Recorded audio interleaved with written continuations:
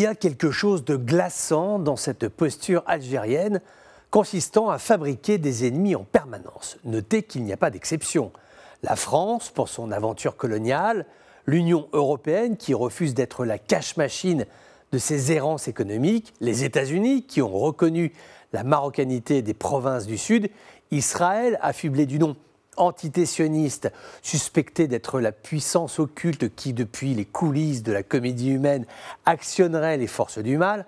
Rassurez-vous, quand je dis que l'ennemi est partout, cela veut dire qu'il est vraiment partout. Le peuple algérien aussi, celui du Irak, celui de la contestation, lui aussi est un ennemi parce qu'il n'a pas réélu feu le président Bouteflika les yeux fermés. Le peuple, lui aussi, manipulé par des forces occultes venues d'on ne sait où, tragicomédie toujours plus haineuse. Je suis stupéfait par la violence verbale de certains médias algériens, alors pas tous, mais comme certains médias qui desservent des torrents d'insultes barbares, terroristes, lâche, peuple cruel, sachant que pour cette dernière appréciation, peuple cruel, c'est souvent attribué aux Français. En effet, il est bien connu que lorsqu'un enfant naît en France, dès ses premières inspirations, il commence à comploter contre le régime de Tebboune. Bref, tout cela pour dire que nous sommes dans une période inquiétante qui démontre que les leçons du passé n'ont pas été retenues.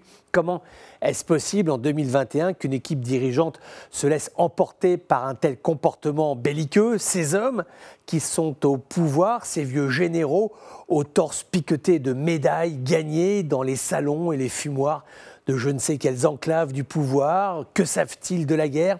Eux qui n'ont pas souvent été blessés, si ce n'est par les éclats de rire moqueurs d'un peuple qu'il est prêt à envoyer mourir. Que savent-ils de la mort, des bombes, des destructions, des étals de magasins vides, des rivières asséchées et des campagnes faméliques, eux qui ne manquent de rien? Que savent-ils de l'honneur de marcher à contre-courant de ses propres certitudes et tendre la main, écouter, échanger, admettre, convenir et finalement signer la paix d'un conflit qui n'a que trop duré? Là est la force, la dignité.